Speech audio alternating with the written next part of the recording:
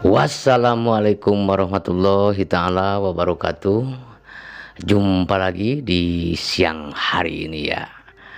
Ada berita menarik ya soal partai politik.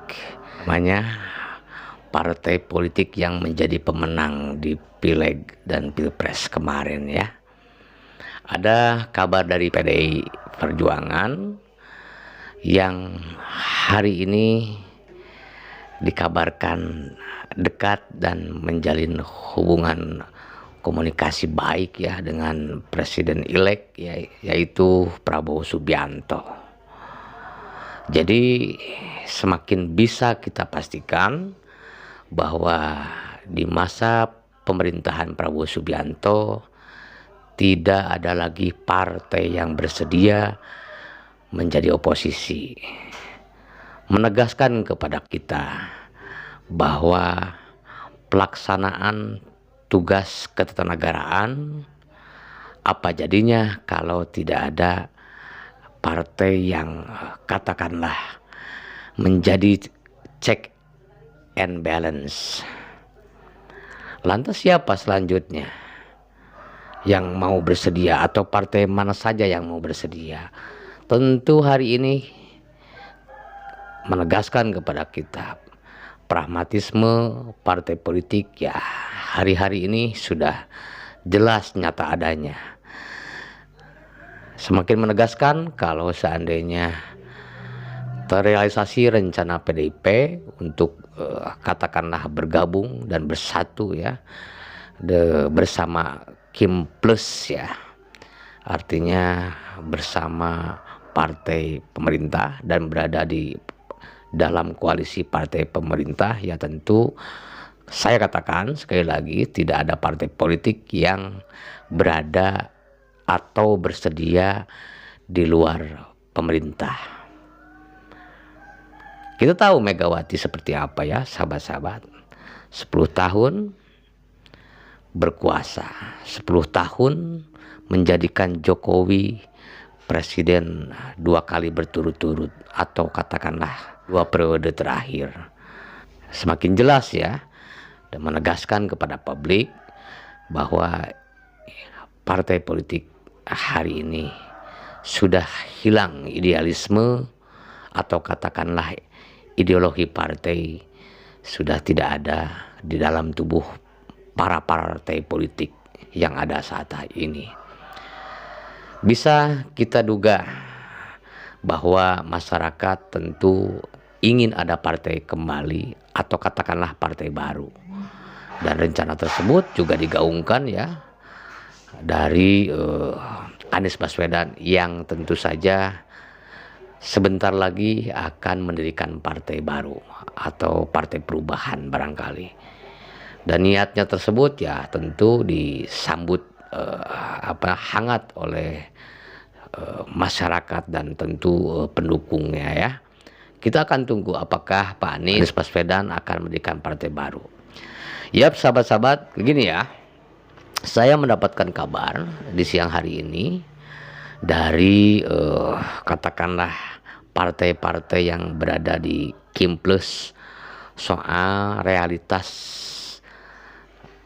dugaan serta isyarat ya yang dikemukakan oleh partai-partai Kim melihat keinginan PDIP Perjuangan akan segera bergabung dengan partai pemerintah. Coba kita lihat ya.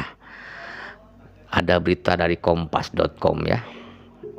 Sebentar ya sahabat-sahabat AS Channel. Nah ini beritanya ya. Ini terbaru.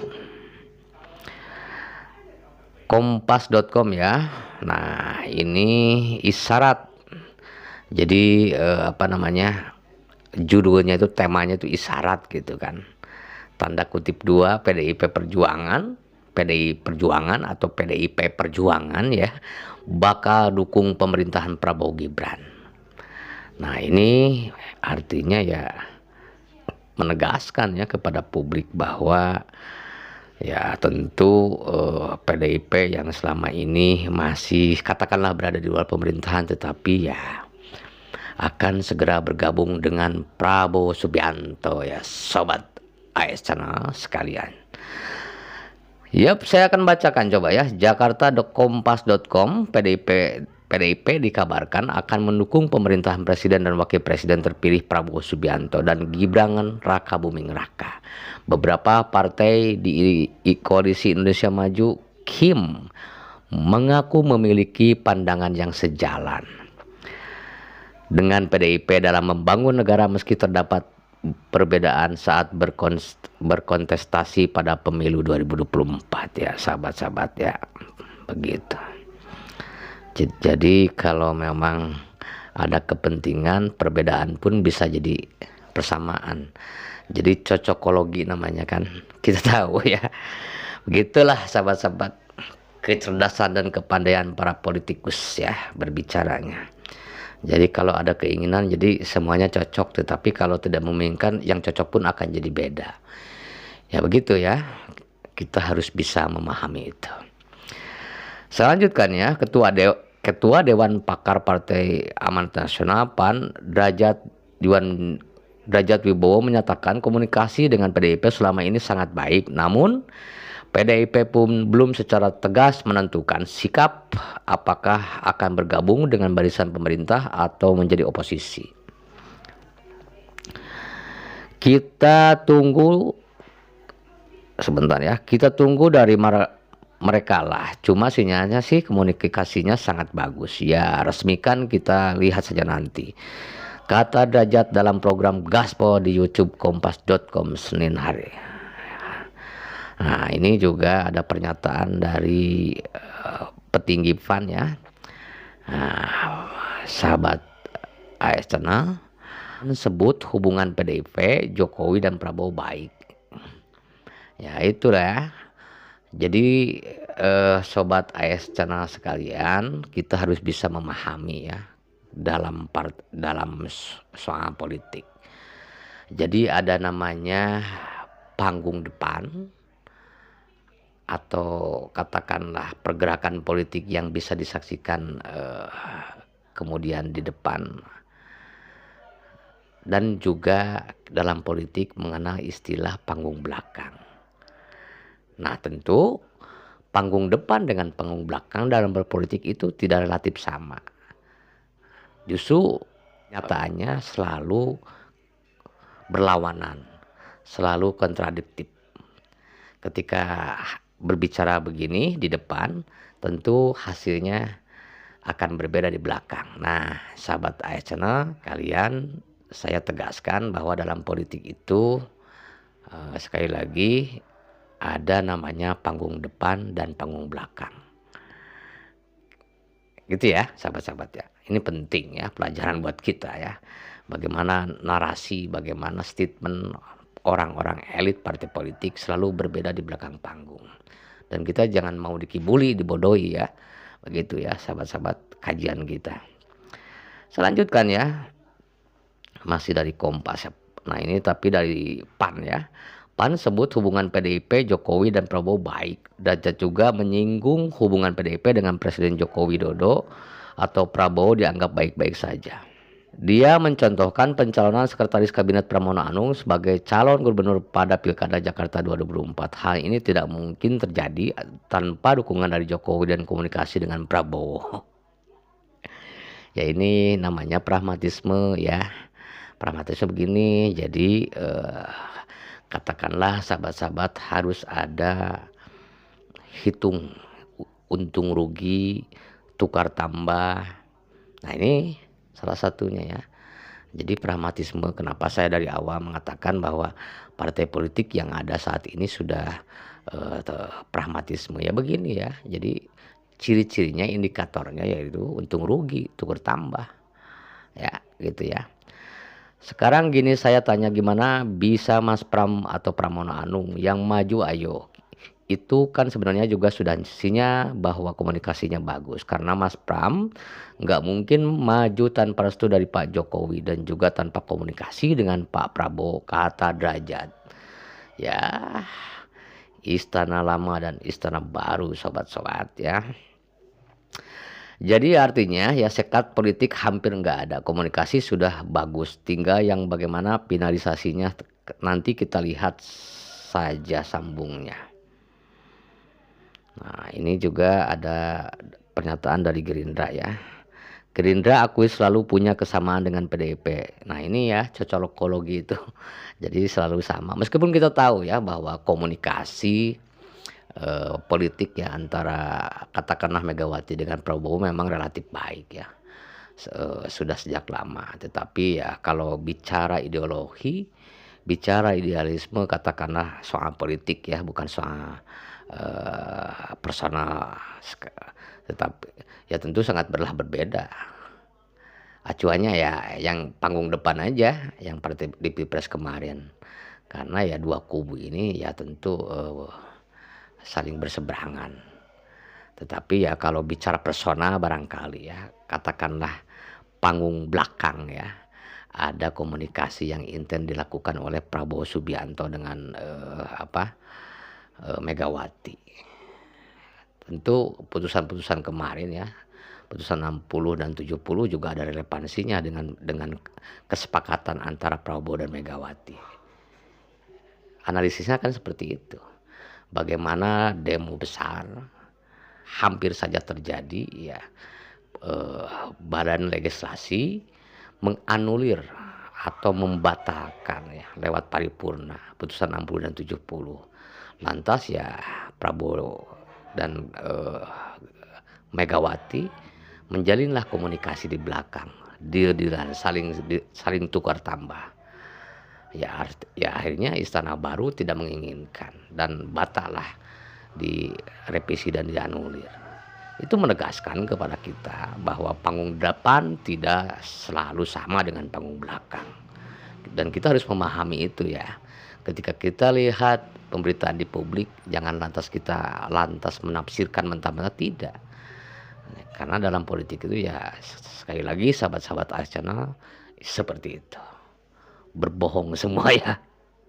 Saya coba lanjutkan ya sahabat-sahabat.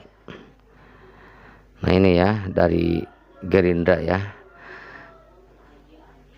Gerindra akui selalu punya kesamaan dengan PDIP. Sekretaris Jenderal Sekjen Partai Gerindra Ahmad Muzani mengakui bahwa partainya sering menemukan kecocokan dengan PDIP, meski sering juga tampak memiliki perbedaan pandangan ya. Menurut Muzani, Gerindra dan PDIP memang memiliki pendekatan yang berbeda tetapi seringkali memiliki tujuan yang sama. Komunikasi kami dengan PDIP kan bagus, baik lancar dan pendekatan cara yang mungkin berbeda, tetapi seringkali tujuan kita semua, ujar Muzani di gedung DPR RI Senayan, Jakarta. Muzani menegaskan meskipun PDIP dan Gerindra sering menempuh jalan berbeda, keduanya hampir selalu memiliki kesamaan tujuan. Kita tidak ketemu di jalan tapi ketemu di perempatan, seringkali begitu. Jadi sebenarnya perbedaan ini hanya sebuah cara bagaimana tujuan mulia itu dicapai, kata Muzani. Ya begitu ya, sahabat-sahabat, kita harus paham ya bagaimana elit politik mengatur dan mempersempit jalan buat kita ya. Nah ini ya beritanya.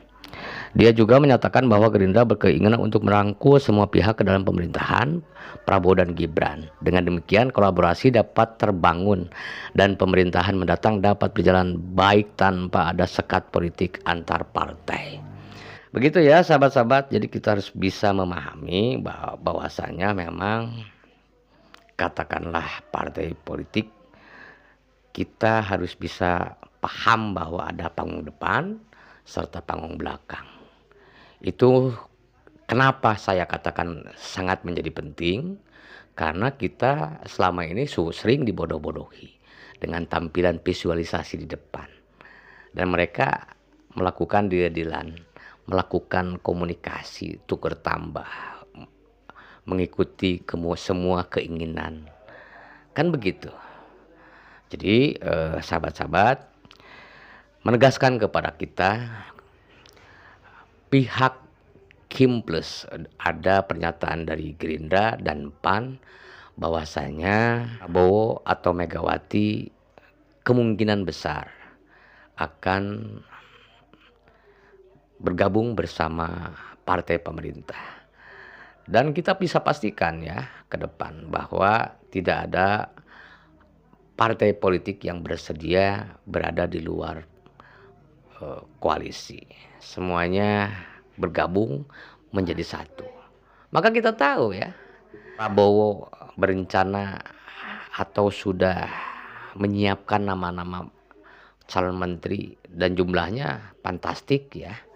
Sangat luar biasa sahabat-sahabat. 44 nama pasangan calon menteri sudah dipersiapkan. Dan yang mungkin sebagiannya sudah menjabat hari ini. Atau katakanlah ketika reshuffle kemarin Jokowi merasapa dan nama-nama petinggi Gerindra atau kader elit Gerindra sudah dimasukkan. Dan sisanya. Dan baru kali ini ya sahabat-sahabat, kabinet kita atau rencana calon menteri kabinet Prabowo Subianto sangat luar biasa. 44 nama disiapkan. Gitu ya. Saya pikir memang tidak efektif ya. 33 atau 35 pun sudah cukup.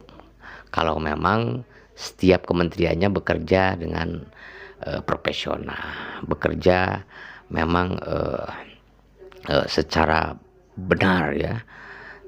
Untuk apa 44?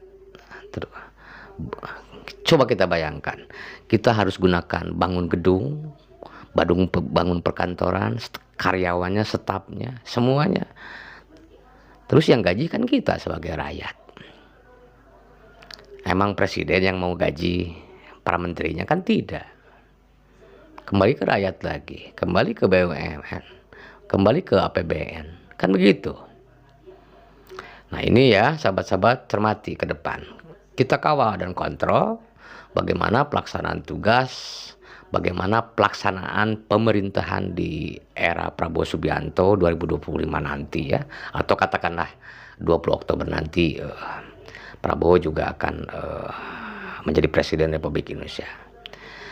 Ya begitu ya sahabat-sahabat, meskipun ya sekali lagi kita berharap ya pemerintahan yang akan dilaksanakan oleh Prabowo Subianto ya tentu pemerintahan yang akan membawa Indonesia lebih baik, ke arah lebih baik. Semakin sejahtera rakyatnya, semakin baik birokrasinya, semakin tertata rapi public policy. Agar ya rakyatnya tentu mendapatkan kesejahteraan dengan mendapatkan pemimpin atau presiden yang baik dan benar, yang mempunyai integritas dan kemampuan ya untuk mengolah tatanan public policy serta birokrasi. Begitu ya harapan kita. Kita berharap ke depan negara kita negara yang maju, negara yang lebih baik, atau negara yang katakanlah badatun toibatun marupun gopur, yang kita cita-citakan bersama dan harapkan bersama. Generasi berikutnya ya katakannya nation of God, jadi negara yang memang tapi saya pikir agak berat ya, tetapi ya harapan itu harus selalu ada ya sahabat-sahabat. Ini penting bagaimana memastikan kita ke depan hidup berbangsa bernegara dengan baik dan benar ya. Begitu ya sahabat-sahabat yang mau saya sampaikan, bagaimana rencana sekali lagi PDIP pun tidak atau kemungkinan tidak bersedia berada di luar pemerintahan. Mungkin akan bergabung dengan partai pemerintah ya, atau katakanlah dengan Prabowo Subianto. Karena ya begini ya yang kita tangkap atau berita yang kita ambil dari kompas.com ya. Begitu ya sahabat-sahabat, mudah-mudahan bisa dipahami dan kita bisa memahami keadaan policy kita ya. Keadaan republik kita yang memang harap-harap cemas ya. Di masa transisi ini ya kita harap-harap cemas ya. Harapan baik, harapan Indonesia lebih baik tentu kita inginkan bersama ya. Tetapi kecemasan itu ya selalu ada, dan kita harus tetap mengawal dan mewaspadai ya para elit politik bagaimana menegakkan hukum, menegakkan keadilan, memberikan rasa ketenangan serta kenyamanan untuk semua rakyatnya.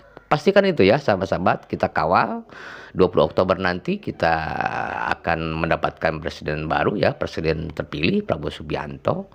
dan kita pastikan bahwa presiden ini menjalankan amanah konstitusi serta menegakkan demokrasi dengan baik dan benar. Harapan kita disejahterakan rakyatnya. Gitu ya, sahabat-sahabat. Ingat sekali lagi, harapan kita sebagai rakyat, sebagai masyarakat ingin disejahterakan oleh pemerintah.